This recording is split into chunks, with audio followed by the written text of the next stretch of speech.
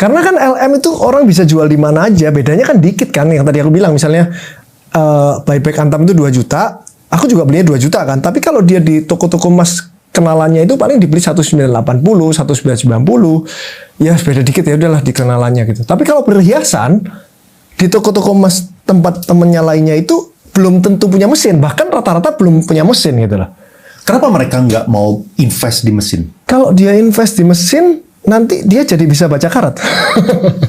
Bukannya, maksudnya gini, ini gue ngomong sebagai orang yang nggak ngerti bisnis emas ya. Maksudnya kalau misalnya gue sekarang punya toko emas, ya pasti gue mau bisa baca karat dong, dan gue pasti bisa perlu Oke. Kenapa mereka nggak? Oke, ini nggak semua toko emas ya. Aku udah mulai dimarahin sama toko-toko emas nih. Oke. Tapi ini nggak semua toko emas. Tapi ada toko emas yang begini di negeri Konoha itu ya.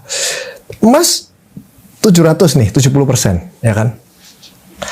Tahunnya 700 itu kan digosok, di batu digosok, terus ditetes, semakin cepat hilang reaksinya itu semakin cepat, maka semakin kecil kadarnya. Semakin lama semakin gede kadarnya. Jadi kalau orang udah jago tetes, oh ini 700 nih.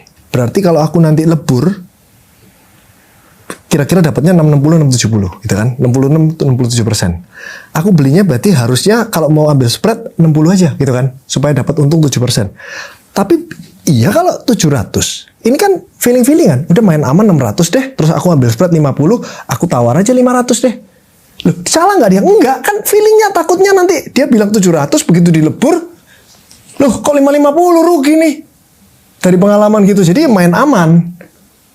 Jadi ditawar 500, 70% itu ditawar 50%, rata-rata orang mau. Karena orang juga nggak tahu berapa karatnya.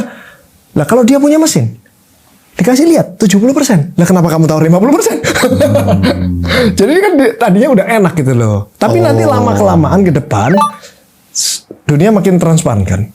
Jadi kalau nggak ada mesin, orang nggak mau jual lah. Atau gini deh, kamu cek aja di pusat emas, kalian yang punya, kalau toko emas langganannya kan nggak punya mesinnya tuh. Ke pusat emas cek doang aja. Setelah kamu tahu karatmu berapa, nggak usah dijual di pusat emas, pulang aja. Catat karatmu berapa, seumur hidup kamu tahu itu karatmu berapa. Jadi kalau kamu jual di toko emas, kamu udah tahu karatmu berapa. Enak kan? Soalnya mesin tuh banyak, Leon. Beli terus kan aku. Dipakai nggak dipakai, bayar listriknya sama. Jadi silakan kalau mau ayo, gratis.